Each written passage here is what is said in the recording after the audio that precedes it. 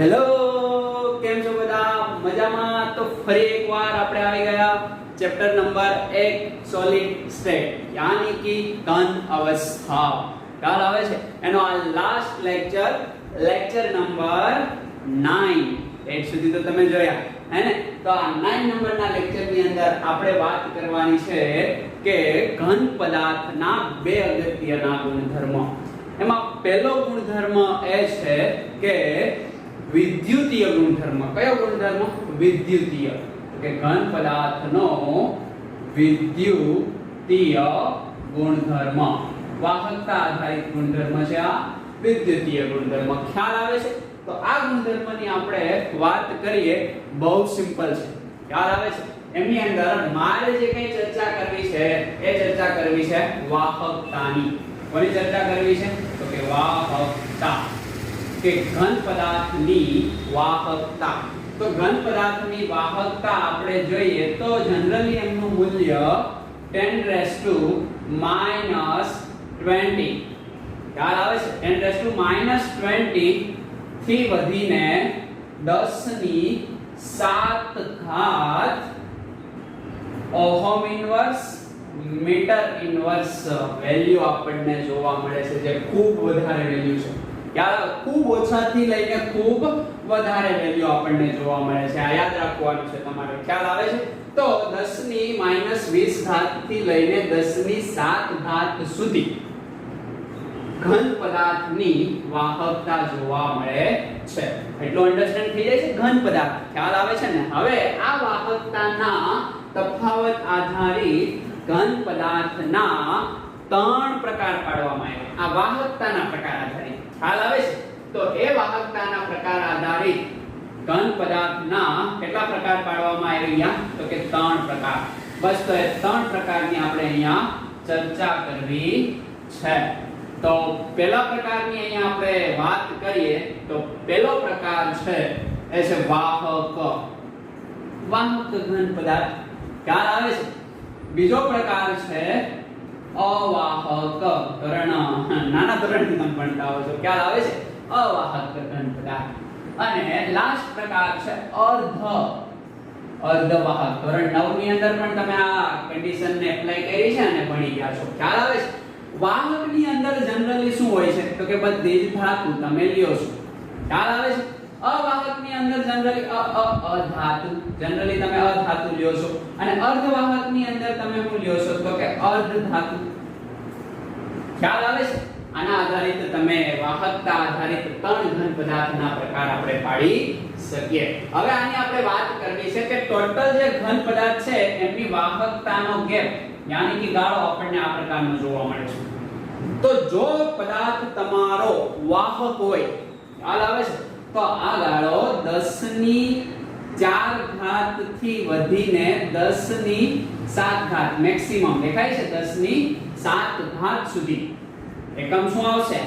Ohm inverse metre inverse જેટલો આપણને જો વાહકતાનું વેલ્યુ જોવા મળે તો એ પદાર્થ વાહક પદાર્થ છે, વાહક ઘન પદાર્થ, જે જનરલી ધાતુ હોય છે. ખ્યાલ આવે છે? ધાતુની અંદર ખાસ કરીને એક્ઝામ્પલ આપણે લઈએ તો કે કોપર, એલ્યુમિનિયમ અને સાથે સિલ્વર પણ આપણે લઈ લઈએ. જનરલી આ બધા. ખ્યાલ આવે છે તમને? તો કોઈ પણ ધાતુ હોય એની વાહકતાનો જે ગાળો છે એ આપણને કેટલો જોવા મળે છે? 47. 10 ની કેટલી ઘાત? 4 ઘાત થી 10⁷ ઘાત. 47 કહી શકાય ને? આ રીતે તમે એને યાદ રાખી શકો. ઓકે, હવે વાત કરીએ આપણે અવાહક. ખ્યાલ આવે છે?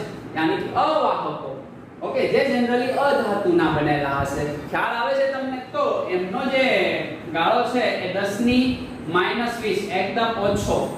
ખ્યાલ આવે છે? એનાથી વધીને 10⁻⁻10 સુધી જોવા મળે. એ પ્લસમાં ના આવે. એ અવાહક છે, જે વિદ્યુતનું વહન કરી શકતા નથી. દેખાય છે? વેલ્યુ બહુ માઈનસમાં છે એટલે નો જ કરે. એનો મતલબ સીધો એવો જ થાય. ખ્યાલ આવે છે તમને? ઓકે, એમની અંદર એક્ઝામ્પલ આપણે લઈએ તો બધી અધાતુ તો છે જ. આ ઉપરાંત પ્લાસ્ટિક, ઓકે, કાચ વગેરે વગેરે આમની અંદર લઈ શકાય. પોલિમર બધા જ લઈ શકાય. ખ્યાલ આવે છે તમને? હવે મારે વાત કરવી છે અર્ધવાહકની. હવે અર્ધવાહકનો જે ગાળો છે એ 10⁻⁴ 6 ઘાત થી શરૂઆત ક્યાંથી કરશો અહીંથી થઈ ગઈ ને તો 10 ની 4 ઘાત ઓહમ ઇન્વર્સ મીટર ઇન્વર્સ એટલો એમનો ગાળો જોવા મળે. ખ્યાલ આવે છે? 10 ની -6 થી 10 ની 4 ઘાત સુધી. અને એના એક્ઝામ્પલ ની આપણે વાત કરીએ તો એ છે જર્મેનિયમ અને સિલિકોન. સિલિકોન અને જર્મેનિયમ જે અર્ધવાહકો છે. ખ્યાલ આવે છે? અર્ધ ધાતુ છે. તો આ જે વાત હતી એ વાહકતાના તફાવત આધારિત ઘન પદાર્થના 3 ગુણધર્મો એને વિદ્યુતીય ગુણધર્મો આપણે કહીએ છીએ. ઠીક છે? આ વિદ્યુતનું ખતરનાક વહન કરે છે, આ વિદ્યુતનું વહન કરતો જ નથી, અને આ વિદ્યુતનું વહન નથી ખતરનાક, નથી કરતો નથી એવું નથી, અને બહુ વધારે કરે એવું નથી. આ બંનેની વચ્ચે રહેશે. ખ્યાલ આવે છે? હવે મારે તમને આ વાહકતા પટ થિયરી આધારિત સમજાવવી છે. હવે વાહકતા પટ થિયરી આધારિત વાહકતા કઈ રીતે સમજશું? એકદમ સિમ્પલ છે. જોજો તમે કે આ જે છે એ છે સંયોજકતા પટ. કયો પટ છે? સંયોજકતા. આ બધા પદાર્થનો નીચેનો પટ છે એને આપણે સંયોજકતા પટ કહેશું. કયો પટ કહેશું? સંયોજકતા પટ. ખ્યાલ આવે છે? લખી દઉં. સંયોજકતા પટ કે બાહ્યતમ એમાં ઇલેક્ટ્રોન મોજૂદ હશે. ખ્યાલ આવે છે? શું હશે આમાં હાજર? ઇલેક્ટ્રોન. કે બાહ્યતમ કક્ષાના ઇલેક્ટ્રોન કયા પટની અંદર હોય? સંયોજકતા પટની અંદર. ઓકે, જેની ઊર્જા કેવી હશે? તો કે ઊર્જા એ અન્ય પટ કરતા, એટલે કે આના ઉપરનો પટ છે એના કરતા ઓછી હશે. ઓકે, અહીંયા જે પટ હું દોરું છું, ખ્યાલ આવે છે? આ જે પટ છે એ પટ છે વાહકતા પટ. કયો હવે મારે દોરવાનો છે? વાહકતા પટ, કે જેમની ઊર્જા એ સંયોજકતા પટ કરતા કેવી હશે? વધારે. તો અહીંયા જેટલા પણ હું બ્લુ લાઈન થી દોરીશ એ બધા જ કયા પટ હશે? તો કે વાહકતા પટ. ખ્યાલ આવે છે? અને રેડ લાઈન થી જે છે એ છે સંયોજકતા પટ. તો પટ થિયરી આધારિત મારે વિદ્યુતીય ગુણધર્મ ની અંદર વાહકતાની વાત કરવી છે કે જો ધાતુ હશે તો એમની અંદર સંયોજકતા પટ જેમની અંદર મુક્ત ઇલેક્ટ્રોન છે જે કૂદીને વાહકતા પટમાં જાય અને આ ઇલેક્ટ્રોન મુક્ત બને તો વિદ્યુતનું વહન થાય. એ આપણે જાણીએ છીએ કે ઇલેક્ટ્રોન જો મુક્ત બને તો એ વિદ્યુતનું વહન કરે. આ તો આપણે જાણીએ છીએ. ખ્યાલ આવે છે? એની મારે વાત કરવી છે કે જો ધાતુ ઓકે યાની કે વાહક ઘન પદાર્થ હશે તો સંયોજકતા પટ અને આ જે હું દોરું છું એ વાહકતા પટ એકબીજાને મિશ્રિત હશે. દેખાય છે? કોઈ શક્તિ ગેપ છે નહીં. ઘણીવાર તો અહીંયા સુધી ઘૂસી ગયેલા છે. ઓકે, આ પ્રકારની ઘટના આપણને અહીંયા જોવા મળે છે. ખ્યાલ આવે છે? એકબીજામાં મિશ્રિત છે, અને આ મિશ્રિત છે એટલે આ ઇલેક્ટ્રોન ને અહીંથી કૂદીને આમાં જવું હોય કૂદવું જ નહીં પડે, એમનો ચાલ્યો જશે. ખ્યાલ આવે છે? ઇલેક્ટ્રોન જો વાહકતા પટમાં આવી જાય તો આ ઇલેક્ટ્રોન કેવો બની જાય? તો કે મુક્ત ઇલેક્ટ્રોન. અને મુક્ત ઇલેક્ટ્રોન એ વિદ્યુત વહન માટે જવાબદાર છે. બરાબર? જે શું કરશે? તો કે વિદ્યુતનું વહન. એટલું અન્ડરસ્ટેન્ડ થઈ જાય? બસ એટલું સિમ્પલ છે. હવે જો અહીંયા શું છે? અવાહક પદાર્થ. ખ્યાલ આવે છે? અવાહક પદાર્થની અંદર જે તમે કયો છો વાહકતા પટ એમની વચ્ચે એટલું બધું અંતર છે. ખ્યાલ આવે છે? આને શું કહેવાય? તો કે શક્તિ ગેપ. ખ્યાલ આવે છે? હવે શક્તિ ગેપ અહીંયા બહુ બધો વધારે છે. અહીંયા શક્તિ ગેપ 0 આંતર મિશ્રિત થઈ ગયો છે. અહીંયા શક્તિ ગેપ કોના વચ્ચે? તો કે સંયોજકતા પટ અને વાહકતા પટ વચ્ચે શક્તિ ગેપ કેવો છે? વધારે. તો આ ઇલેક્ટ્રોનને કૂદીને અહીંયા જવું હોય તો બહુ બધી ઊર્જા જોશે ને, અને એટલી ઊર્જા ઇલેક્ટ્રોનને મળશે નહીં. એટલે આ ઇલેક્ટ્રોન અહીંયા કેવો રહે ભાઈ? બંધિત રહે. એ મુક્ત થશે જ નહીં. ઇલેક્ટ્રોન મુક્ત નહીં થાય. ઓકે, અહીંયા કહી શકાય ને શું? બંધિત ઇલેક્ટ્રોન. ખ્યાલ આવે છે? હવે ઇલેક્ટ્રોન જ મુક્ત ન થાય તો વિદ્યુતનું વહન થાય નહીં, કારણ કે શક્તિ ગેપ ખ્યાલ આવે છે કેવો છે? બહુ મોટો છે. સમજ પડે છે? આ વસ્તુ અહીંયા જોવા મળે. અને અર્ધવાહકમાં શું હોય? આના જેટલો મિશ્રિત નહીં હોય, આના જેટલો વધારે નહીં હોય, મીડિયમ. ખ્યાલ આવે છે? તમે જાણી ગયા હું શું કહેવા માંગુ છું. આ દેખાય છે શક્તિ ગેપ એટલો? ઇલેક્ટ્રોન કૂદીને અહીંયા થોડી ઊર્જા આપો તો જતો રહેશે. એમાં કઈ નવું છે નહીં. તો આ જે છે એવું છે હમણાં જ વાત કરી શક્તિ ગેપ. અહીંયા જે શક્તિ ગેપ છે એ ઓકે અવાહક કરતા ઓછો અને વાહક ઘન પદાર્થ કરતા વધારે દેખાય છે તમને. હવે અહીંથી ઇલેક્ટ્રોન ને અહીંયા કૂદવું હશે તો એટલી બધી ઊર્જા નહીં આપવી પડે. અહીંયા તો ઊર્જા આપવી જ બધી પડે, અહીંયા આપવી પડશે. એટલે નીચેથી આને શું કરશું તો કે ભડકો કરશું. ભડકો ખ્યાલ આવે છે? એટલો ખતરનાક આમાં ભડકો કરીએ એટલે આ સીધો જ ક્યાં જતો રહે તો કે મુક્ત ઇલેક્ટ્રોન બની જાય અને વાહકતા પટમાં જાય. ઓકે, એટલે અહીંયા કહી શકાય કે તાપમાન ડાયરેક્ટલી પ્રોપોર્શનલ ટુ વાહકતા. કે જો અર્ધવાહક હોય તો એમાં તાપમાન વધારીએ ખ્યાલ આવે છે તો વાહકતા વધે છે. બાકી તાપમાન તમે વધારો તો વાહકતા ઘટે, કારણ કે અવરોધ વધે ને. એટલે આ કેસ તમે ધ્યાનમાં રાખજો. અને વાહકતા અને અવરોધ એકબીજાને કેવા પ્રમાણમાં હોય? વ્યસ્ત પ્રમાણમાં. ધોરણ 10 થી ભણતા આવો છો તમે. અને અહીંયા શું થાય તો કે જો વાહક પદાર્થ હોય એમાં તાપમાન વધે તો શું થશે તો કે 1 વાહકતા. ઓકે, કોપરની અંદર ગરમ થઈ જાય તાર એટલે એમની અંદર અવરોધ ખતરનાક લાગે. અવરોધ વધે, તાપમાન શું થઈ જાય? વધે. તો અવરોધ વધે એટલે વાહકતા ઘટે. એટલે વાહકતા જો ઘટે તો તાપમાન વધી ગયેલો છે એટલે તાપમાન વધે તો વાહકતા ઘટે. આ વસ્તુ અન્ડરસ્ટેન્ડ કરવાની છે. આમાં કઈ થાતું જ છે નહીં, અવાહક છે. ખ્યાલ આવે છે? કારણ કે એની વેલ્યુ તમે જોવો ને એટલે તમને ખ્યાલ આવી જાય. માઈનસમાં છે, આ પ્લસ 47 બરાબર. આને તમે યાદ રાખીએ તો 43. ઓકે, 10 ની -6 થી સ્ટાર્ટ થઈને આ બંનેની વચ્ચે છે. દેખાય છે તમને?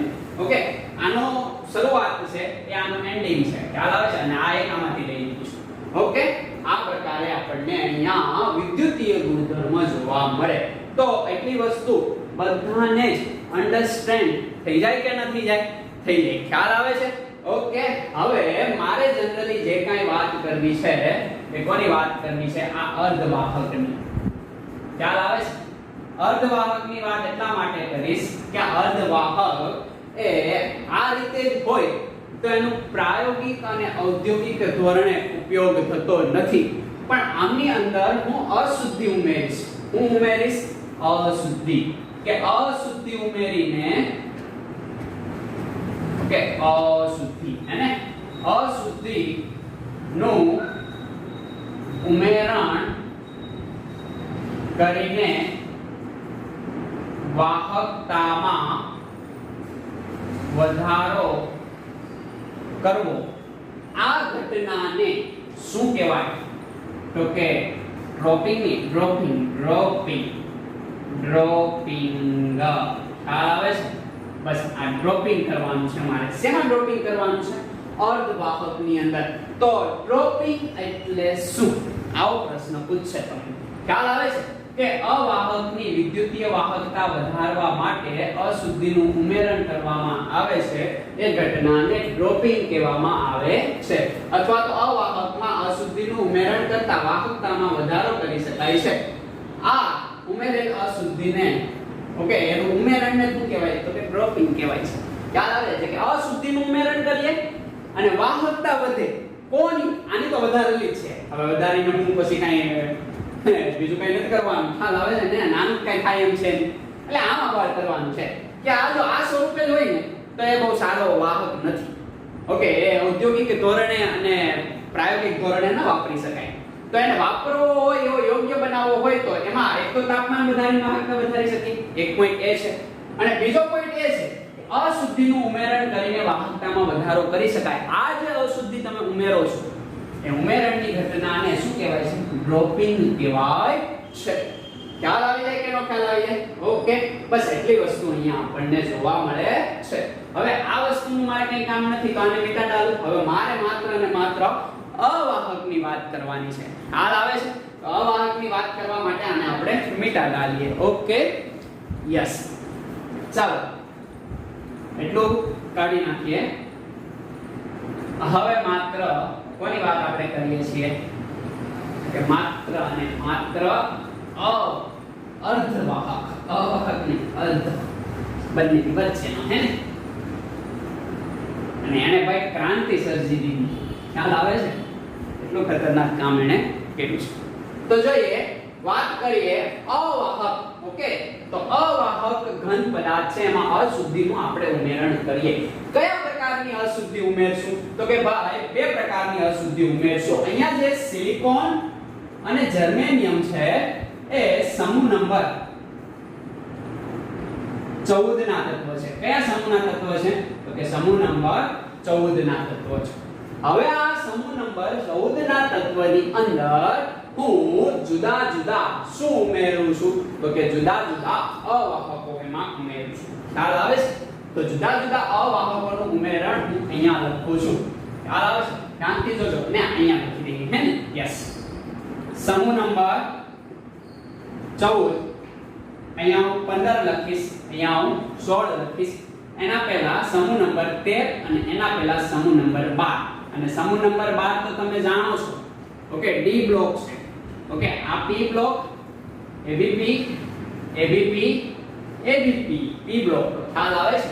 ઓકે, આને તમે ધ્યાનમાં રાખજો. પી બ્લોક છે આ અને આ ડી બ્લોક છે. ઓકે, હવે આપણે શું કરવાનું છે?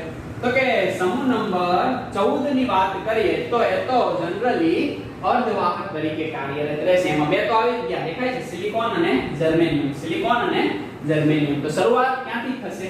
તો કે કાશી ગયે, ઓકે, કાશી ગયે શંકર પાર્વતી પ્રભુ. ખ્યાલ આવે છે? આ રીતે નીચે આવી છે. કાશી ગયે શંકર પ્રભુ એવું કહી શકો તમે. ખ્યાલ આવે? અથવા તો પાર્વતી કહો તો પણ ચાલે. ઓકે, તો આ હું છું કાર્બન, સિલિકોન, જર્મેનિયમ, સ્ટીલ. ખ્યાલ આવે છે? ઓકે, અને આ હું છું લેડ. તો આ જે તત્વો છે એ જનરલી સમૂહ નંબર 14 ના તત્વ છે અને કોના તરીકે કાર્યરત રહે છે? તો કે અર્ધવાહક. વાય? તો કે સમૂહ નંબર 14 છે એમની અંદર સંયોજકતા ઇલેક્ટ્રોનની સંખ્યા જણાવો. મેં તમને કીધું સમૂહમાંથી 10 બાદ કરી નાખો તો સંયોજકતા ઇલેક્ટ્રોનની સંખ્યા કેટલી વધે? 4. આવું છે સંયોજકતા ઇલેક્ટ્રોનની સંખ્યા કેટલી છે? 4. ખ્યાલ આવે છે તમને? યાની કે આની આસપાસ ટોટલ કેટલા ઇલેક્ટ્રોન હશે? તો કે ટોટલ 4 ઇલેક્ટ્રોન હશે. દેખાય છે બધાને? 4 ઇલેક્ટ્રોન હશે. સેમ આની આસપાસ કેટલા ઇલેક્ટ્રોન હશે? ટોટલ 4 ઇલેક્ટ્રોન હશે. ખ્યાલ આવે છે તમને? તો આ છે સમૂહ નંબર 14. હવે આ જે અર્ધ ધાતુ તત્વ છે, કેવા છે? અર્ધ ધાતુ તત્વો. આની વાહકતા નથી વાહક પદાર્થ જેટલી, નથી અવાહક પદાર્થ જેટલી, એની વચ્ચેની છે. અને આમાં આપણે અશુદ્ધિનું ઉમેરણ કરશું. સમૂહ નંબર 15, સમૂહ નંબર 16, સમૂહ નંબર 13, સમૂહ નંબર 12. એટલે અશુદ્ધિ આવશે એટલે આની વાહકતામાં વધારો થશે. અને વાહકતામાં વધારો થશે એ ઘટનાને જ આપણે કીધું ડ્રોપિંગ. બસ હવે આપણે ડ્રોપિંગ કરવાનું છે. ખ્યાલ આવે છે? અને ડ્રોપિંગ કરતા જુદા જુદા ડાયોડ બનશે, જુદા જુદા ટ્રાન્ઝિસ્ટર બનશે. ખ્યાલ આવે છે? ફોટો ડાયોડ બનશે. આ બધી ઘટનાની અહીંયા નિર્માણ થશે. અને આવું તમે ફિઝિક્સમાં ધોરણ 12 માં ભણશો, કે કેમિસ્ટ્રીમાં તમે ધોરણ 12 ની શરૂઆતમાં જ ભણી જાવ છો. ખ્યાલ આવે છે ને? ધ્યાન રાખજો. શું કરો છો? સમૂહ નંબર 15. તો સમૂહ નંબર 15 હશે કોણ? પહેલા તો એ જાણવું પડશે. આપણે જાણી લઈએ. ઓકે, નેપાળ, પાકિસ્તાન, નાઇટ્રોજન થી ચાલુ થશે. નેપાળ, પાકિસ્તાન, ઓસ્ટ્રેલિયા, સબ બિખારી. બિખારી નહીં કહીએ, બિખારી કહેશું, ખોટું લાગી જાય. ખ્યાલ આવે છે? નેપાળ, પાકિસ્તાન, ઓસ્ટ્રેલિયા, સબ બિખારી. यानी कि nitrogen, phosphorus, arsenic, antimony, bismuth. ખ્યાલ આવે છે? આ પ્રકારના તત્વ છે. હવે આ પ્રકારના તત્વોનું એમાં ઉમેરણ કરી શકાય. સાથે સાથે સમૂહ નંબર 16 પણ જોઈ લઈએ.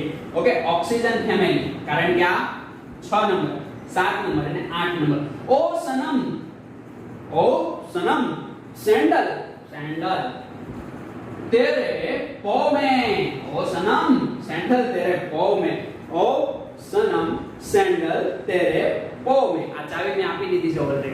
ખ્યાલ આવે છે? ઓકે, જોજો. જો રેગ્યુલર ગ્રુપની અંદર રોજનું કામ રોજે તમારે લઈ લેવાનું છે એટલે તમને અન્ડરસ્ટેન્ડ થાય. તો આ ખ્યાલ આવી જાય કે ના ખ્યાલ આવી જાય? શું કરશો? તો કે આ રહ્યા સમૂહ નંબર 16 ના. ઠીક છે? એની અશુદ્ધિ આમાં ઉમેરી શકાય. હવે આવીએ સમૂહ નંબર આ 16, બરાબર? આ સમૂહ નંબર 13. 13 ની વાત કરીએ તો બોરોન. કાર્બન પહેલા શું આવશે? તો કે 5 નંબરનું તત્વ બોરોન. ઓકે, તો બેંગન આલુ, ગાજર, ગાજર. ખ્યાલ આવે છે? ઈન થેલા, ખ્યાલ આવે છે? ઓકે, તો બોરોન, એલ્યુમિનિયમ, ગેલિયમ. આ જર્મેનિયમ છે, આ ગાલિયમ, ગાજર, ગેલિયમ. ખ્યાલ આવે છે? આ ઇન્ડિયમ છે અને આ થેલિયમ છે. ખ્યાલ આવે છે? તો આ સમૂહ નંબર 13 ના તત્વ હતા. આની આપણે અશુદ્ધિ ઉમેરીને ડ્રોપિંગ કરશું અને સમૂહ નંબર 16 ની વાહકતામાં વધારો કરશું. હવે 12 નંબરની આપણે વાત કરીએ. તો 12 નંબરની અંદર એ તો ડી બ્લોક છે. ખ્યાલ આવે છે? શરૂ જ ક્યાંથી થશે? તો કે શરૂ જ આવર્ત નંબર 4 થી થશે. ખ્યાલ આવે છે? તો આ તો 2 નંબર, 3 નંબર અને 4 નંબર અહીંથી એ સ્ટાર્ટ થશે. તો અહીંથી આપણે વાત કરીએ તો जीनी कैनेडा होगी अथवा होगा, जीनी कैनेडा होगी. ओके, यानी कि जिंक समझ पड़े छे, कैडमियम અને મર્ક્યુરી પારો. જાણો છો ને તમે? પારો. ઓકે, અહીંથી સ્ટાર્ટ થશે. ઠીક છે?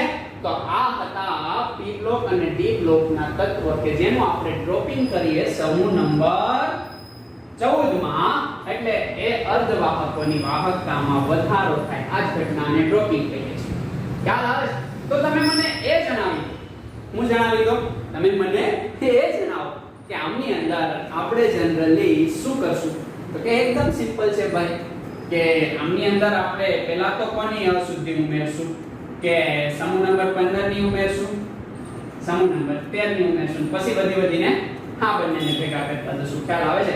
આને નવું કંઈક બનાવશું. તો પહેલા સમૂહ નંબર 15 અથવા સમૂહ નંબર 13 ના અશુદ્ધિને સમૂહ નંબર 14 માં એડ કરીએ ત્યારે કેવા પ્રકારના અર્ધવાહક બને છે એની માહિતી આપણે મેળવવી છે. તો તમે મને એ જણાવો કે આની સંયોજકતા કેટલી થાય? આની 4 છે, તો આની સંયોજકતા 5 થાય. આની સંયોજકતા 10 બાદ કરો 3 થાય. તો બહુ સિમ્પલ છે, હે ને? આ શું છે ભાઈ? સંયોજકતા. આ પણ શું છે ભાઈ? સંયોજકતા. ખ્યાલ આવે કે નો ખ્યાલ આવે? સંયોજકતા તમને અન્ડરસ્ટેન્ડ થઈ. એનો મતલબ અહીંયા બાહ્યતમ કક્ષામાં કેટલા ઇલેક્ટ્રોન હશે? 1 2 3 4 અને એક વધારાનો આ 5. ખ્યાલ આવે છે તમને? ઓકે, અહીંયા પણ કેટલા હશે? 1 2 3 4 અને વધારાનો આ 5. 5 ઇલેક્ટ્રોન, એક ઇલેક્ટ્રોન વધારે છે. ખ્યાલ આવે છે? અહીંયા આપણે વાત કરીએ તો 1 2 અને 3. ખ્યાલ આવે છે? એક ઇલેક્ટ્રોનની ઉણપ હશે. દેખાય છે? આ એક ઇલેક્ટ્રોનની ઉણપ છે. ઠીક છે? આ પ્રકારની ઘટના અહીંયા જોવા મળે છે. હવે મારે તમને એક એક્ઝામ્પલ અહીંયા આપવું છે. દાખલા તરીકે અહીંયા સિલિકોનનો અર્ધવાહક છે. તો સિલિકોનની રચના આ પ્રકારે હશે. દેખાય છે સિલિકોન? યસ, બધાને જ દેખાતું હશે. આ છે સિલિકોન નો સ્ફટિક લેટિસ. ખ્યાલ આવે છે? સિલિકોનનો સ્ફટિક લેટિસ. રેડી? અને સિલિકોનની આસપાસ કેટલા ઇલેક્ટ્રોન હશે? તો કે 4 ઇલેક્ટ્રોન હશે. બધા જ જાણો છો ને? કેટલા ઇલેક્ટ્રોન હશે? 4 ઇલેક્ટ્રોન. રેડી? બધા સિલિકોનની આસપાસ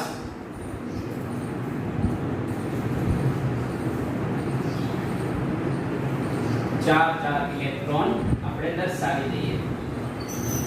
કારણ કે એમની સંયોજકતા કેટલી છે? આ વાહકતામાં માત્ર બાહ્યતમ કક્ષાના ઇલેક્ટ્રોન, યાની કે સંયોજકતા ઇલેક્ટ્રોન જ ભાગ લે. એ વસ્તુ ભૂલવાની નથી બિલકુલ. કારણ અંદરના ઇલેક્ટ્રોનને કંઈ લેવા દેવા નથી. ઓકે ઓકે, ચાલો, બની ગયો સરસ મજાનો સિલિકોનનો સ્ફટિક લેટિસ. એમની અંદર ઘટક કણો કોના છે? સિલિકોનના. હવે આ જેટલા પણ ઘટક કણો છે એટલા બધા જ કયા બંધથી જોડાયેલા છે? यानी कि एक सिलिकॉनનો ઇલેક્ટ્રોન બીજા સિલિકોનના ઇલેક્ટ્રોન સાથે ઇલેક્ટ્રોનની ભાગીદારી કરીને જોડાયેલો છે. અને ભાગીદારીથી કયો બંધ બને છે? તો કે સહસંયોજક બંધન. આપણે જાણીએ છીએ ખ્યાલ આવે છે? ઇલેક્ટ્રોનની ભાગીદારી દ્વારા સહસંયોજક બંધન બને. ઓકે, ઠીક છે. અહીંયા હું ભાગીદારી દર્શાવતો નથી કારણ કે બધે બોન્ડ દર્શાવીશ તો એકદમ ફિક્સ થઈ જશે. ઓકે, એટલે એને હું અહીંયા દર્શાવતો છું નહીં. ઓકે, પણ એટલી વસ્તુ તમને અન્ડરસ્ટેન્ડ થાય છે? તો કે થાય છે. ઓકે, તો સહસંયોજક બંધ સિલિકોનનો એક પરમાણુ સિલિકોનના બીજા પરમાણુ સાથે ઇલેક્ટ્રોનની ભાગીદારી દ્વારા બનાવે છે. હવે આમાં હું શું કરીશ તમને માલુમ છે? સમૂહ નંબર 13 ને ઉઠાવું છું. ખ્યાલ આવે છે? એકવાર સમૂહ નંબર 13 ને ઉઠાવીશ અને એકવાર હું સમૂહ નંબર 15 ને ઉઠાવું. કોઈ પણ લઈ શકે. જનરલી આ નહીં લઈએ, વાયુ સ્વરૂપે હશે. કાર્બન નહીં લઈએ તો કાર્બન છે. ખ્યાલ આવે છે? એલ્યુમિનિયમ તો ધાતુ છે એટલે આને બહુ જનરલી લેશું નહીં અને બોરોન નહીં લઈએ આપણે. ખ્યાલ આવે છે? ઓકે, એટલે જનરલી આ બંને લેશું. ઓકે, અહીંયા સિલિકોન જર્મેનિયમ લેશું, અહીંયા ફોસ્ફરસ આર્સેનિક એન્ટીમની સુધી લેશું, બિસ્મથ બહુ કઈ નહીં લઈએ અને અહીંયા સલ્ફર સેલેનિયમ ટેલુરિયમ લેશું, ઓક્સિજન નહીં લઈએ. બરાબર? એટલે જો જોઈએ તો તમને ખ્યાલ આવી જશે કે અઘરું છે નહીં. તો આ દેખાય છે તમને? હવે આની અંદર હું પહેલા સમૂહ નંબર 15 ની અશુદ્ધિ એડ કરી નાખું. દાખલા તરીકે અહીંયા એક શું છે તો કે આ જે સિલિકોન છે ને એની જગ્યાએ હું કોની અશુદ્ધિ ઉમેરું છું? અને અશુદ્ધિ ક્ષતિ કહી શકાય ને, પણ ઇલેક્ટ્રોન આવે છે એટલે ઇલેક્ટ્રોન ક્ષતિ કહેવાય. કઈ ક્ષતિ કહેવાય? ઇલેક્ટ્રોન. અહીંયા દેખાય છે મેં આર્સેનિકની અશુદ્ધિ ઉમેરી દીધી. તો આર્સેનિકમાં કેટલા ઇલેક્ટ્રોન છે ભાઈ? યસ, 5 છે. તો એક ઇલેક્ટ્રોન આ વધ્યો ને. ખ્યાલ આવે છે? આ ઇલેક્ટ્રોન છે એ છે મુક્ત ઇલેક્ટ્રોન. ઓકે, હવે જો આર્સેનિકની અશુદ્ધિ આવે તો ઇલેક્ટ્રોન यानी कि मुक्त इलेक्ट्रॉन વધે અને મુક્ત ઇલેક્ટ્રોન વધે એટલે વાહકતા વધે. ખ્યાલ આવે છે? અને આખો ચાર્જ કેવો બની ગયો? નેગેટિવ બની ગયો ને, એટલે આને કહેવાય n પ્રકારના ડાયોડ અથવા તો અર્ધવાહક. ખ્યાલ આવે છે? n પ્રકારના અર્ધવાહક કહેવાય. n પ્રકારના અર્ધવાહક કેમ બનશે? તો કે સમૂહ નંબર 14 માં સમૂહ નંબર 15 ની અશુદ્ધિ નું ડ્રોપિંગ કરવામાં આવે ત્યારે મુક્ત ઇલેક્ટ્રોનની સંખ્યામાં વધારો થાય છે. કેમ? તો કે સમૂહ નંબર 15 ની સંયોજકતા 5 છે અને સમૂહ નંબર 14 ની સંયોજકતા 4 છે. અહીંયા 4 સહસંયોજક બંધન છે, અહીંયા 4 સહસંયોજક બંધન બનાવીને એક ઇલેક્ટ્રોન મુક્ત બને છે અને આ મુક્ત ઇલેક્ટ્રોન એ વિદ્યુતના વહન માટે જવાબદાર હોય છે. એટલે અહીંયા નેગેટિવ ચાર્જ બન્યો તો નેગેટિવ यानी कि n પ્રકારના ડાયોડ. આવડી જાય કે ના આવડી જાય? એટલું સિમ્પલ છે. હવે એકની આ રીતના ઘણી બધી જગ્યાએ હશે. ખ્યાલ આવે છે ને તમને? પણ આ એક સમજૂતી આપી. ઓકે, સમજ પડી ગઈ? ચારે તો શું બનાવી દીધો? તો કે સિલિકોન સાથે સહસંયોજક બંધન. દેખાય છે? અહીંયા સહસંયોજક બંધન, અહીંયા, અહીંયા અને અહીંયા. પણ એક ઇલેક્ટ્રોન મુક્ત રહી ગયો. કયું બંધન કહેવાય ભાઈ આને? તો કે સહસંયોજક બંધન. ખ્યાલ આવે છે? ઠીક છે? એટલે આ વસ્તુ તમારે ધ્યાનમાં રાખવાની છે. તો આ મુક્ત ઇલેક્ટ્રોન વધારાના કારણે કયા પ્રકારનો ડાયોડ બને છે? તો કે n પ્રકારનો ડાયોડ. યાદ રાખજો, n પ્રકારનો ડાયોડ. આ પૂછાય છે MCQ ની અંદર. ઓકે, હવે આમાં હું તમને દર્શાવી દઉં. હવે વિચારી લો, આ નથી. ખ્યાલ આવે છે? અહીં આર્સેનિક બાર્સેનિક ક્યાંય નથી, એવોઇડ કરો. અને આ કેસની અંદર હું સિલિકોનની અંદર, ઓકે, સિલિકોનની અંદર હું ગેલિયમની અશુદ્ધિ ઉમેરું છું.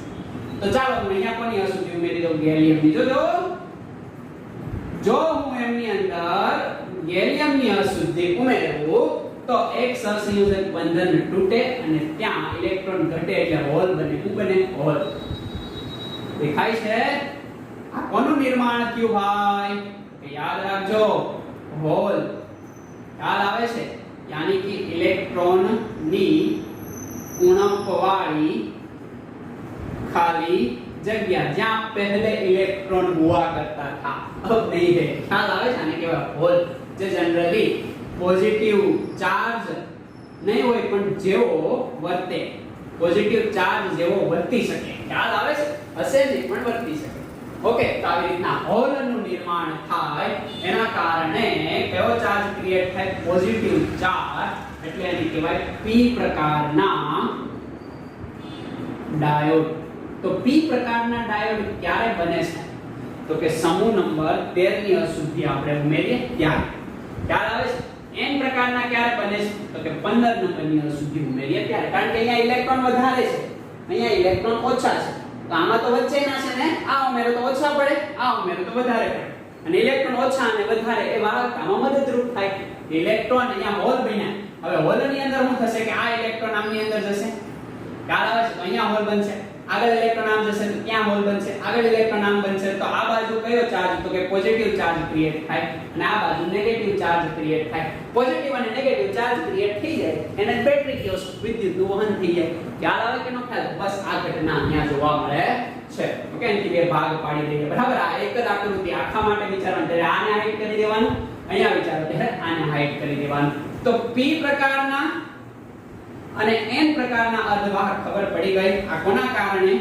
તો કે સમૂહ નંબર 13 અને એના આગળના પણ લઈ શકો પણ જનરલી 13. આ કોના કારણે? તો કે સમૂહ નંબર 15 ના કારણે. 16 પણ તમે લખી શકો. ખ્યાલ આવે છે? આ વસ્તુ તમારે ધ્યાનમાં રાખવાની છે. રાખશો કે નહીં રાખો? રાખવી જ પડશે. ખ્યાલ આવે છે ને? ઓકે, હવે મારે વાત કરવી છે આ અર્ધવાહકના ઉપયોગોની.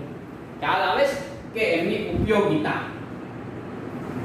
અર્ધવાહકોની ઉપયોગિતા. ઓકે, મોસ્ટ ઇમ્પોર્ટન્ટ પ્રશ્ન ઘણીવાર એમસીક્યુ માં પૂછાય. પહેલો ઉપયોગ છે એમનો ડાયોડ તરીકે. કયો ઉપયોગ છે? ડાયોડ. અહીંયા બનાવ્યા n પ્રકારના p પ્રકારના ડાયોડ. ખ્યાલ આવે છે? આ ડાયોડ જનરલી શું કરવા માટે? તો કે રેક્ટિફાયર માં વપરાય. રેક્ટિફાયર. ખ્યાલ આવે છે? રેક્ટિફાયર. રેક્ટિફાયર નું કામ જણાવી દો તમને શોર્ટમાં. તો કે AC પ્રવાહનું DC પ્રવાહમાં રૂપાંતરણ કરે.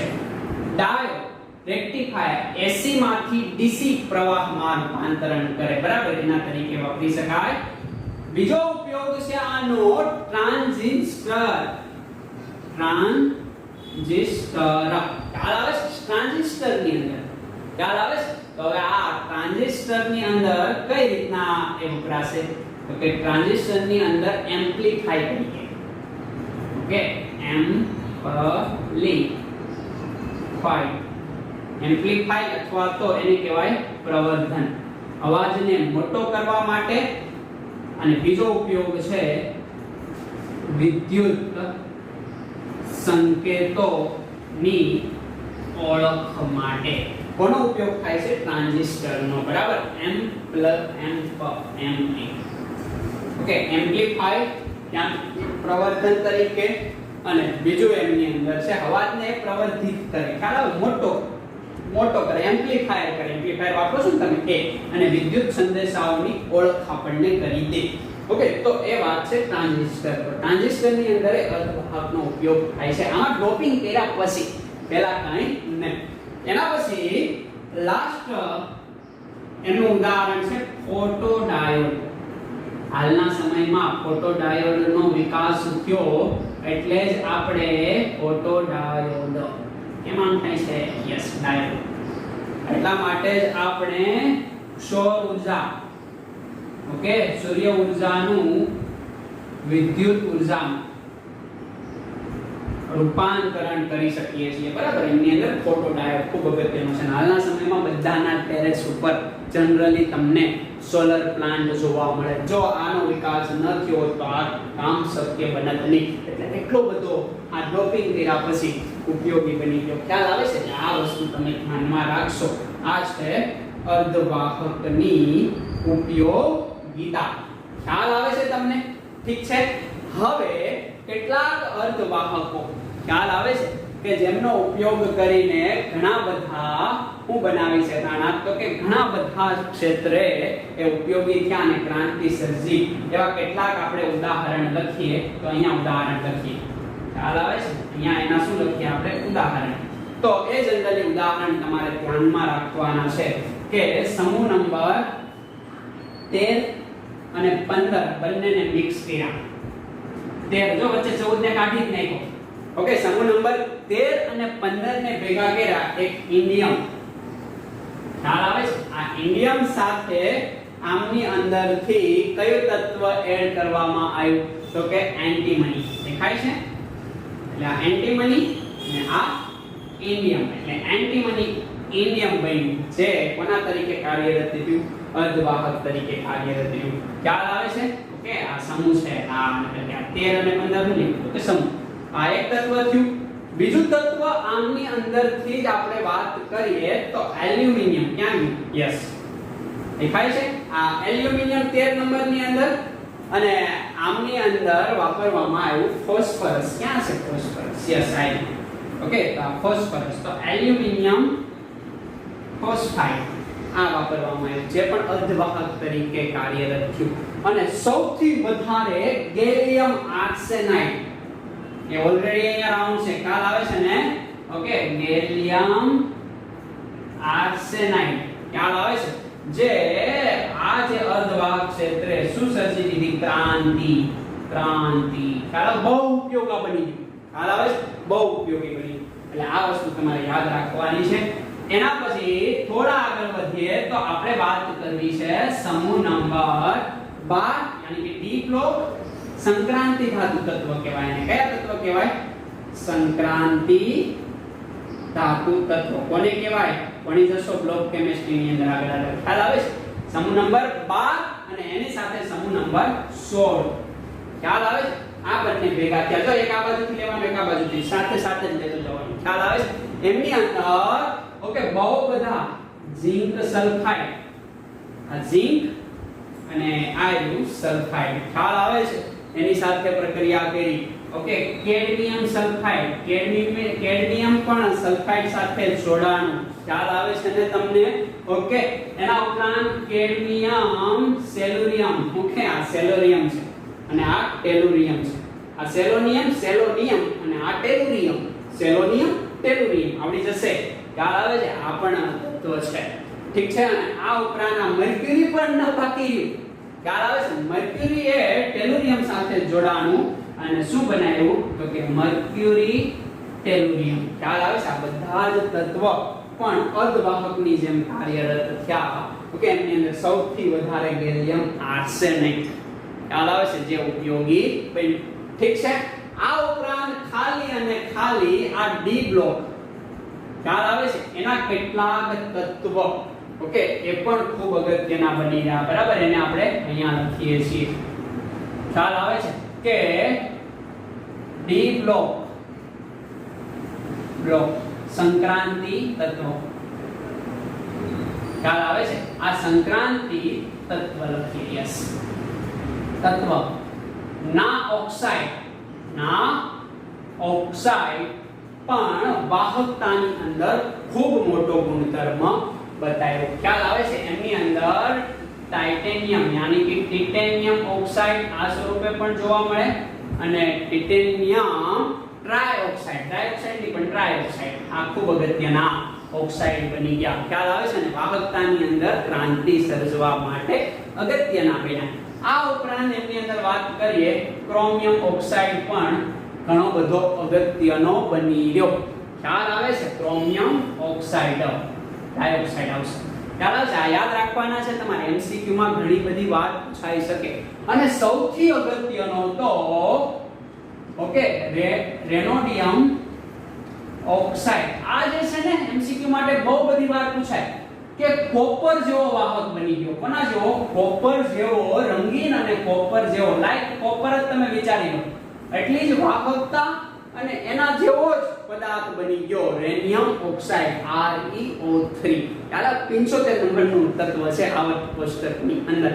ઓકે, ક્યાં કોપર અને ક્યાં એ, પણ જો એનો ટ્રાઇઓક્સાઇડ બની જાય તો કોપર જેમ જ કામ કરવા લાગ્યો. ખ્યાલ આવે છે?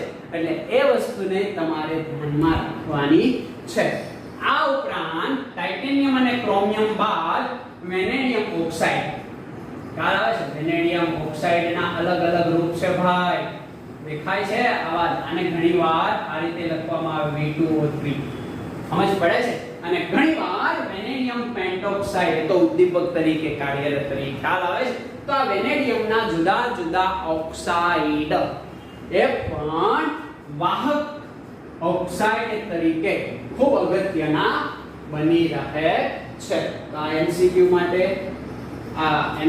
માટે આ 2 માર્ક્સનો પ્રશ્ન પૂછાઈ શકે, બાકી એન ડાયોડ, પી ડાયોડ એ બધા જ થિયરિકલ પ્રશ્ન પૂછાઈ શકે. ઠીક છે, બાકી એમસીક્યુ માટે તો બધું જ હોય છે.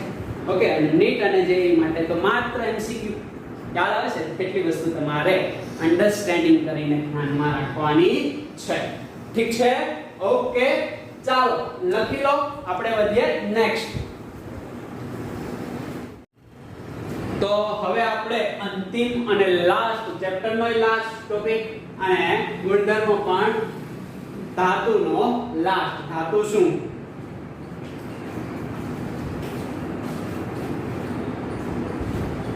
તો હવે આપણે ચેપ્ટરના લાસ્ટ ટોપિકની વાત કરીએ. ઘન પદાર્થનો વિદ્યુતીય ગુણધર્મ આપણે ભણ્યા પછી કયો ગુણધર્મ ભણીએ?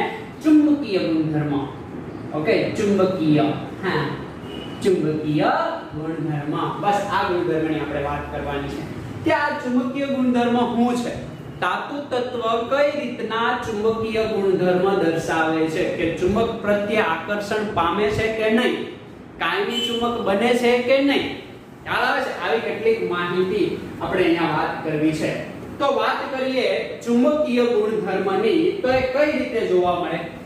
તો કે કોઈ પણ ધાતુ હશે એમની અંદર ઇલેક્ટ્રોન હશે. આ ઇલેક્ટ્રોન બે રીતે ભ્રમણ જનરલી દર્શાવે. દાખલા તરીકે આ છે પરમાણુનું કેન્દ્ર, ન્યુક્લિયસ. ખ્યાલ આવે છે? એની આસપાસ ઇલેક્ટ્રોન ભ્રમણ કરતો હશે. સમજ પડે છે? ઇલેક્ટ્રોન આસપાસ ભ્રમણ કરે છે. ઓકે, તો આને કક્ષીય ભ્રમણ કહેવાય. કેવું ભ્રમણ કહેવાય? કક્ષીય, કે પરમાણુના કેન્દ્રની આસપાસ ઇલેક્ટ્રોન ભ્રમણ કરે છે. ઓકે, અને ઇલેક્ટ્રોન એ ખુદ આ ઇલેક્ટ્રોન ખ્યાલ આવે છે? આ એમની ધરી છે અને આ ધરીની આસપાસ એ ભ્રમણ કરે છે. ત્યારે આ ભ્રમણને કહેવાય કયું ભ્રમણ? તો કે ભ્રમણીય. બરાબર, ધરા ભ્રમણ. ઓકે, ધરા ભ્રમણ. તો બે રીતે ઇલેક્ટ્રોન ભ્રમણ કરે છે. આમ ભ્રમણ કરે છે, આમ ભ્રમણ કરે છે. એના કારણે કોઈ પણ ઇલેક્ટ્રોન એ કયો ગુણધર્મ પેદા કરી શકે? તો કે ચુંબકીય ગુણધર્મ પેદા કરી શકે છે. બસ એટલી વસ્તુ આમાં તમારે ધ્યાનમાં રાખવાની છે કે ઇલેક્ટ્રોનના કક્ષીય ભ્રમણ યાની કે પરમાણુના કેન્દ્રની આસપાસ, અને ઇલેક્ટ્રોનનું ધરા ભ્રમણ યાની કે ઇલેક્ટ્રોન ચુક ચુક ચુક ચુક ચુક ચુક ફરતું હોય. ખ્યાલ આવે છે? એ રીતે ભ્રમણ થાય છે. તો એટલી વસ્તુ અન્ડરસ્ટેન્ડ બધાને જ થાય છે. અને આ આધારિત આપણે વાત કરવી છે ચુંબકીય ગુણધર્મની. ઓકે, અને ચુંબકીય ગુણધર્મ મેળવવા માટેનું સૂત્ર કે ચુંબકીય ચાક માત્રા. ઓકે, ચુંબકીય બહુ બધા ચેપ્ટરમાં આવશે આ ચુંબકીય ચાક માત્રા, જેને મ્યુ વડે દર્શાવીએ છીએ. એનું સૂત્ર છે અંડરરૂટ n+2.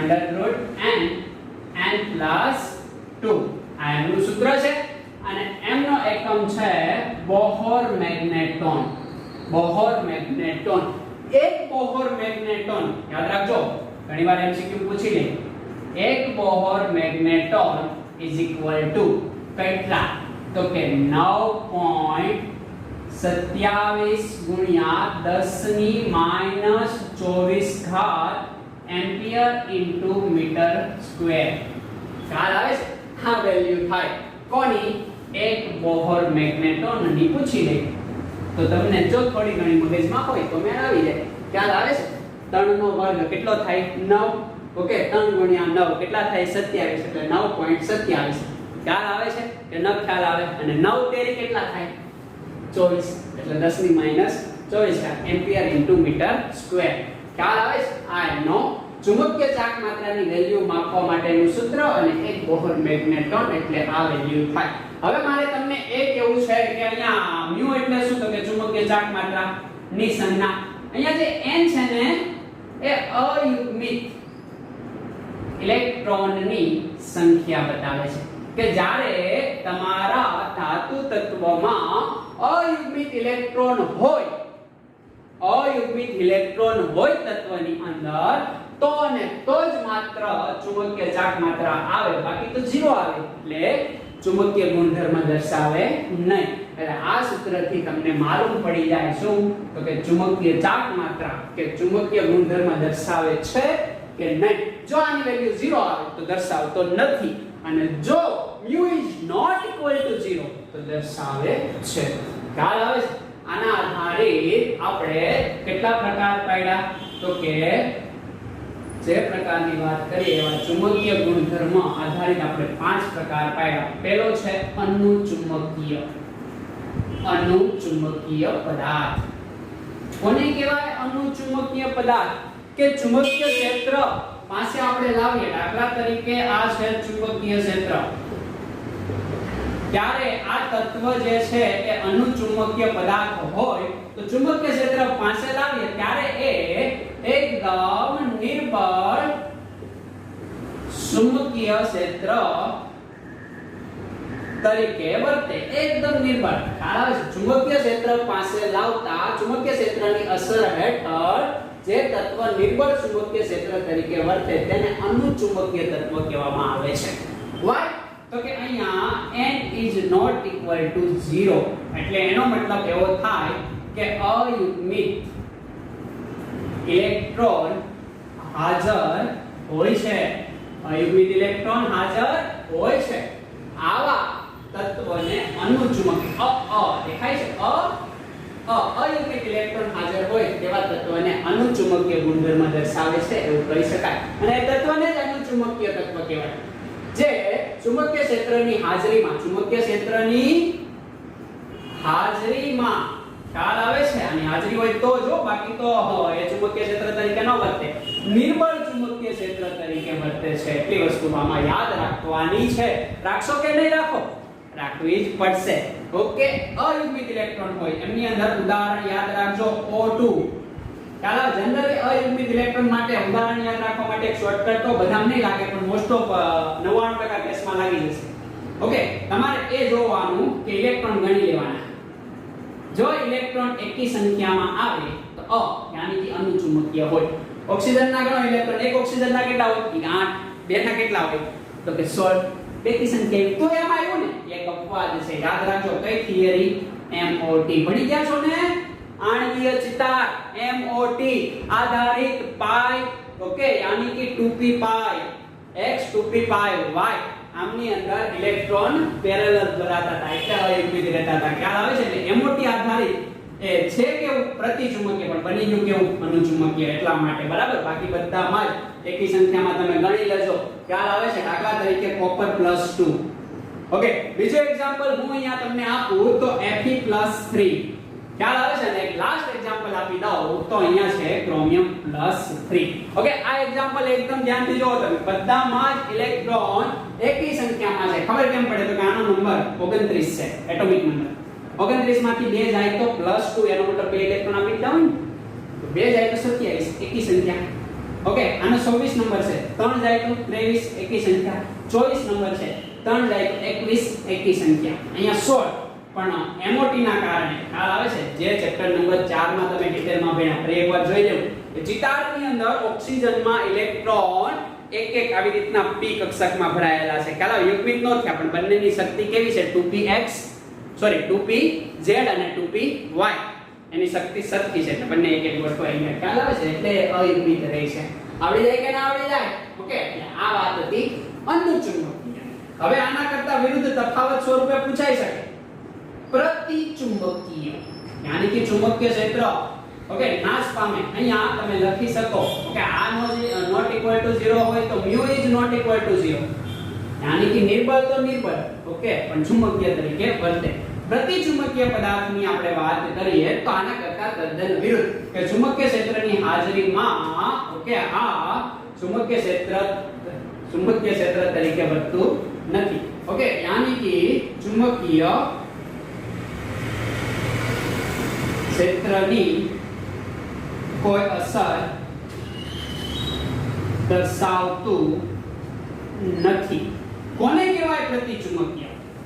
તો n is equal to 0 કે જેની અંદર બધા જ ઇલેક્ટ્રોન યુગ્મિત હોય. આ આવે છે? અહીંયા અયુગ્મિત ઇલેક્ટ્રોન હાજર હોય. અહીંયા અયુગ્મિત ઇલેક્ટ્રોન ગેરહાજર. अयुग्मित इलेक्ट्रॉन होता નથી એટલે mu is equal to 0 यानी कि चुंबकीय क्षेत्र प्रत्ये कोई आकर्षण દર્શાવતું નથી. આ નિર્બળ ચુંબકીય ક્ષેત્ર તરીકે વર્તે છે. આકર્ષણ દર્શાવે છે. શું દર્શાવે છે? ઓકે, આકર્ષણ. ઓકે, આ અપાકર્ષણ દર્શાવે છે. ખ્યાલ આવે છે? એકદમ નિર્બળ ટાઈપનું. ઠીક છે? આવડી જાય કે ના આવડી જાય? બંને વિરુદ્ધ છે.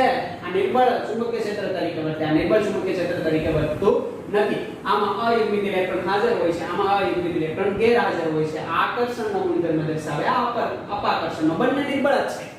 ખ્યાલ આવે કે ન ખ્યાલ આવે? સમજ પડે છે? તો આના એક્ઝામ્પલ ની અંદર એકની સંખ્યામાં ઇલેક્ટ્રોન હતા, તો એના સિવાયના બધાના એક્ઝામ્પલ બેકી સંખ્યા વાળા. ખ્યાલ આવે છે? જો પહેલો જ એક્ઝામ્પલ પાણી. પાણી કોઈથી ચુંબક તરીકે વર્તે નહીં. આવડી જાય કે ન આવડી જાય? વિચારીને જ ખબર પડી ગઈ. બેન્ઝીન, બેન્ઝીનનું દ્રાવણ પ્રવાહી સ્વરૂપે છે. કોઈથી ચુંબક વડે બેન્ઝીનને આ વડો અને લોખંડ બાજુ મૂકો, અંદર ઘૂસી જાય? ન ઘૂસે. ખ્યાલ આવે છે? પાણી, લોખંડના પાત્રમાં પાણી ભરો, હું ગોળો બની જાય. કેમ? તો કે આકર્ષણ પામતો જ નથી, એટલે કેવા છે? પ્રતિચુંબકીય છે. ખ્યાલ આવે કે ન ખ્યાલ આવે? આ વસ્તુ તમારે ધ્યાનમાં રાખવાની છે. દાખલા તરીકે નાઇટ્રોજન વાયુ. જો અહીંયા ઓક્સિજન છે, ઓક્સિજન એવું ન કરે છે. નાઇટ્રોજન વાયુમાં કેટલા હોય? તો કે 14 ઇલેક્ટ્રોન હોય. આવી ગયું ને? અહીંયા આવડી જાય કે ન આવડી જાય? ખ્યાલ આવે? હવે ઇલેક્ટ્રોન ગણી લેવાનું. મીઠું NaCl ગણી લો, ઇલેક્ટ્રોન ગણી લો. એકી બેકી સંખ્યામાં જ આવશે. ખ્યાલ આવે છે? આ રીતે તમે યાદ રાખી કોઈ શોર્ટકટ છે, બરાબર? આવું કંઈ હોય નહીં. टाइटेनियम डाइऑक्साइड એને ગણી લો. ઓકે, વેનેડિયમ પેન્ટોક્સાઇડ P2O5 બહુ બધી વાર આવશે. ખ્યાલ આવે છે? આ બંને એટલે જોઈ લો. આ જનરલી ગુણધર્મ કોના છે? પ્રતિચુંબકીયના. આવડી જાય કે ના આવડી જાય? બધાને જ આવડી જાય. ખ્યાલ આવે છે? હવે જે મારે બે ગુણધર્મની વાત કરવી છે એને ચાલો હું અહીંયા કરું. ખ્યાલ આવે છે? કયો પ્રકાર આપી આપણે? તો કે ત્રીજો પ્રકાર આપી. બહુ સરસ મજાનો છે. એ છે फेरोमैग्नेटिक, यानी कि लो चुंबकीय पदार्थ. लो चुंबक તો શું તમે? ઓકે, આ જે પદાર્થ છે એ કાયમી ચુંબક તરીકે કાર્યરત હોય છે. અહીંયા એક સરસ મજાની રચના થાય છે. શું થાય છે? કે એને ચુંબકીય ક્ષેત્ર આવ છે, તો કે ચુંબકીય ક્ષેત્રના પ્રભાવમાં જો આ પદાર્થ આવે, દેખાય છે? આ પદાર્થ આવી ગયો. ખ્યાલ આવે છે? ત્યારે એની અંદર જે આયનો છે એ એક સમાન અભિવિન્યાસની ગોઠવણી દર્શાવે છે. આ પ્રકારની ગોઠવણી છે. ખ્યાલ આવે છે? અને આ જે આયનોની ગોઠવણીને આપણે કહીએ ડોમેઇન. શું કહીએ છીએ? ડોમેઇન. યાદ રાખજો કે લો ચુંબકીય પદાર્થની અંદર આયનની ગોઠવણી અથવા અભિવિન્યાસ કહી શકાય. ગોઠવણીને ડોમેઇન કહેવાય છે. ખ્યાલ આવે છે? કે ફેરોમેગ્નેટિક પદાર્થની અંદર આયનોની અભિવિન્યાસી ગોઠવણીને ડોમેઇન તરીકે કહેવામાં આવે. આ ડોમેઇનની રચના છે. ખ્યાલ આવે છે? ઓકે, જે જનરલી આ રીતે હશે. હવે શું કરવામાં આવે? તો કે એક સાઈડ થી આની ઊંચી નાખી. ખ્યાલ આવે છે? એક સાઈડ થી ચુંબક તરીકે એને કાર્યરત કરવામાં આવે. હવે આ આમ છે ને, જો હું અહીંયા ચુંબક મૂકી દઉં, આમ છે ચુંબક, તો આ બધી જ ડોમેઇનની ગોઠવણી એ ચુંબક બાજુ થઈ જાય. દેખાય છે? તો હવે આ રીતે કાર્યરત રહેશે. આમાં રૂપાંતરણ પામી આ ડોમેઇન છે. દેખાય છે કે ચુંબકીય ક્ષેત્રની દિશામાં ડોમેઇનની ગોઠવણી જોવા મળે છે. ઓકે, ચુંબકીય ક્ષેત્રને સમાંતર દેખાય છે. ખ્યાલ આવે કે ન ખ્યાલ આવે? ઓકે, આ ચુંબકીય ક્ષેત્ર છે. ઓકે, અને આ ડોમેઇન છે. આ ફેરોમેગ્નેટિક પદાર્થ છે. તો ગોઠવણી સમાન થઈ ગઈ. પહેલા આમ હતી, હવે અહીંયા ચુંબક લાવ્યા હતા, હવે અહીંયા ચુંબક લાવશો તો આવી રીતના થઈ જશે. ખ્યાલ આવી ગયો તમને? ઓકે, અને એક સમય એવો આવે કે અહીંથી ચુંબક હટાવી લો, પછી પણ ગોઠવણી કેવી રહી છે? તો કે આ રીતે જ રહી છે. સમાંતર જ ગોઠવણી રહી છે. બધી ગોઠવણી એક સમાન સમાંતર રહે છે અને એક કાયમી ચુંબક તરીકે વર્તી શકે છે. આને શું કહેવાય? તો કે ફેરોમેગ્નેટિક. આ પ્રબળ ચુંબકીય ક્ષેત્ર એપ્લાય કરે છે. બરાબર? આ નિર્બળ છે પણ નિર્બળ. આ કેવું છે? પ્રબળ. ઓકે, પ્રબળ ચુંબકીય ક્ષેત્ર ધરાવે છે. યાદ રાખજો. ખ્યાલ આવે છે તમને? ઠીક છે? ઓકે, આ વસ્તુ અહીંયા અગત્યની હોય છે. ઓકે, ફરીવાર આ ચુંબકને તમે અહીંથી લઈ લો ખ્યાલ આવે છે? ચુંબકને તમે લઈ લો એટલે આની ગોઠવણી કેવી થઈ જાય? કે ચુંબકને લેતા ગોઠવણી એકામ એકામ એકામ એકામ એકામ એકામ આ રીતે ગોઠવણી થઈ જાય. દેખાય એકબીજાથી વિરુદ્ધ થઈ જાય.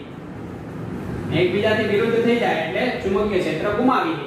પણ વારંવાર તમે ચુંબકને નજીક લઈ જાઓ એટલે કાયમી ચુંબક તરીકે થઈ જાય છે. આવા પ્રકારની ગોઠવણી જોવા મળતી નથી. જો ડોમેન આમ ગોઠવાઈ જાય એકબીજાની વિરુદ્ધ તો એકબીજાને કેવા કહે છે? નાબૂદ. અહીંયા દરેક ડોમેન એ નાના ચુંબક તરીકે વર્તે છે. યાદ રાખજો, દરેક ડોમેન એ નાના ચુંબક તરીકે વર્તી શકે છે. તો એટલી વસ્તુ બધાને જ અન્ડરસ્ટેન્ડ થઈ જાય. ખતરનાક ગરમી છે ને? હા, ખ્યાલ આવે છે તમને? આ ઘટના અહીંયા જોવા મળે છે. હવે આના એક્ઝામ્પલની આપણે વાત કરવી છે. તો આના એક્ઝામ્પલ અહીંયા આપી દઈએ.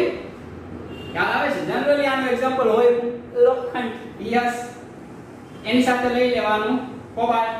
26 નંબર, 27 નંબર, ખ્યાલ આવે છે? અને 28 નંબર નિકલ, આઇકોની એને 26 27 28 આઇકોની આવડી જાય કે ન આવડી જાય? ઓકે. અને એના પછી ગેડોલિયમ,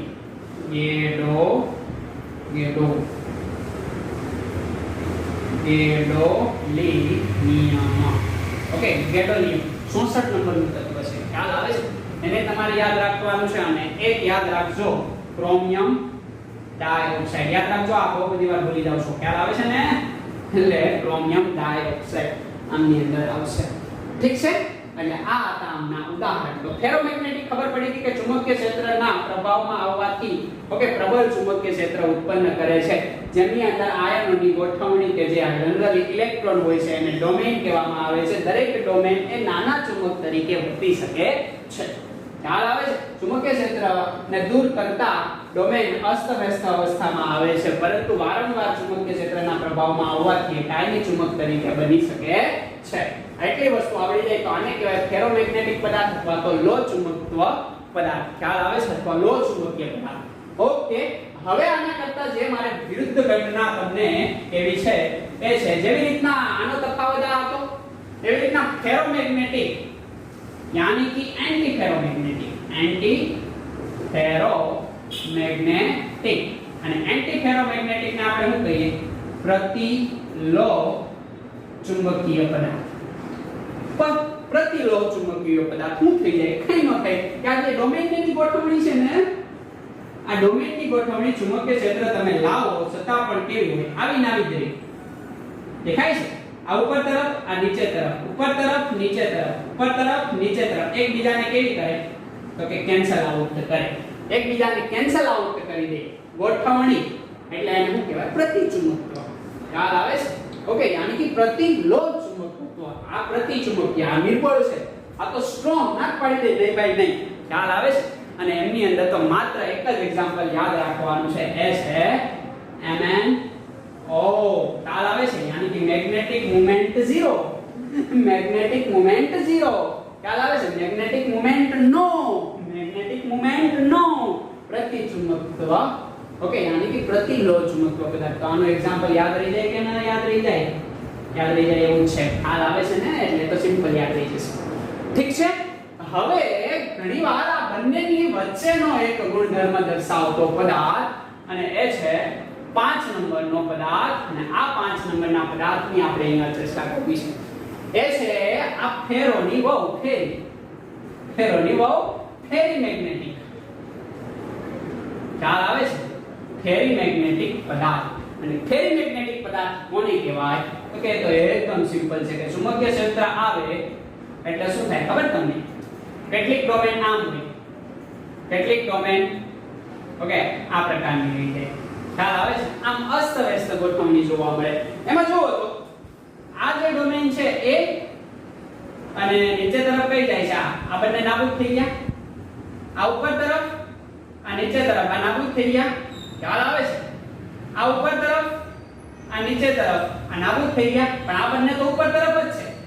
ખ્યાલ આવે છે? એટલે પરિણામી મૂલ્ય બધી જ ડોમેન એકબીજાને નાબૂદ કરેલી. કેટલીક ડોમેન અસ્તવ્યસ્ત ગોઠવણીમાંથી ઓકે સમાંતર બાજુ તો આ બાજુ જો આપણે આ બધી તો 0 થઈ ગઈ પણ આ બંને તો ઉપર તરફ છે ચાલો બસ આને ફેરોમેગ્નેટિક પદાર્થ ફેરીમેગ્નેટિક પદાર્થ આના કરતા ઓછા ચુંબકીય પ્રબળ હશે ખ્યાલ આવી ગયો ને સૌથી વધારે ચુંબકીય પ્રબળ ફેરોમેગ્નેટિક એના પછી ફેરીમેગ્નેટિક એના પછી અનુચુંબકીય એના પછી સૌથી ઓછા કયા આવશે તો કે આ તો બહુ ઓછા હોય ભાઈ આમાં તો છે જ નહીં કાંઈ આમાં થોડું ઘણું નહીં આમાં તો હાવ એટલે હાવ નહીં ખ્યાલ આવે છે એટલે બેને ધ્યાનમાં લેશું નહીં તો એટલી વસ્તુ બધાને જ અન્ડરસ્ટેન્ડ થઈ જાય અને આના એક્ઝામ્પલની આપણે વાત કરીએ તો આના એક્ઝામ્પલ તો બહુ સિમ્પલ છે Fe3O4 મેગ્નેટાઇટ ખ્યાલ આવે અને મેગ્નેટાઇટના સંયોજનો ઓકે એ છે એક Fe ને ઘટાડી દો એટલે Fe2O3 હજી એક Fe ને ઘટાડી દો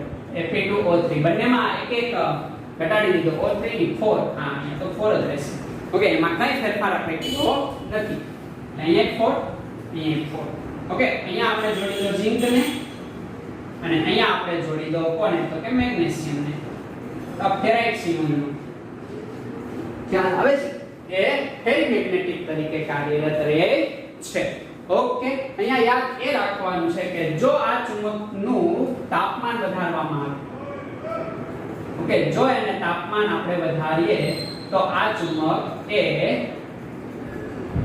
એન્ટીફેરો મેગ્નેટિક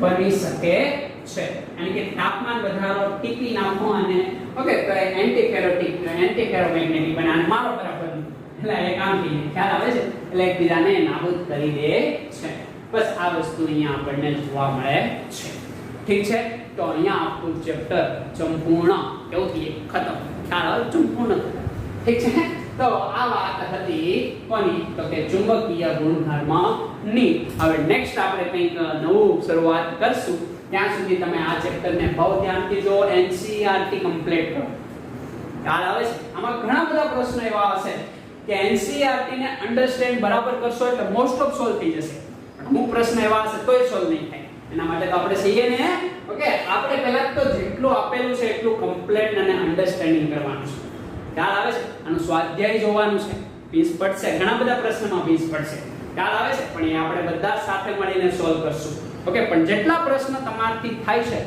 એ બધાને તમારે કમ્પ્લીટ કરવાના હોય છે ખ્યાલ આવે છે આ કામ તમારે બધાએ જ કરવાનું છે કરશો કે નહીં કરો કરવું જ પડશે ખ્યાલ આવે છે ને એટલે આ કામ તમે કરી નાખજો અહીંયા આપણું ચેપ્ટર 1 સોલિડ સ્ટેટ NCERT મુજબ આખું કમ્પ્લીટ છે ખ્યાલ આવે છે એકાદ કન્સેપ્ટો જે હું તમને દેતો રહીશ કે જે JEE અને NEET માટે રહેશે સ્પેશિયલ ઓકે NCERT તો આખી કમ્પ્લીટ થઈ ગઈ છે ખ્યાલ આવે છે બસ આ જ આવે છે JEE અને NEET માટે આને જ તમે ફોકસ કરીને કામ આગળ વધારો આ આવડે પછી બીજા તરફ જાઓ આ 40 પ્રશ્નનું છે અને બીજું 5 પ્રશ્નો માટે છે ખ્યાલ આવે છે પહેલા 40 તો કમ્પ્લીટ કરવા પડે ને એટલે આ કામ તમે કરજો હવે આપણે મળશું નેક્સ્ટ લેક્ચરની અંદર ત્યાં સુધી વાંચતા રહો લખતા રહો અને ખૂબ મજા કરતા રહો અને હા હેલ્ધી રહો ઓકે ગુડ બાય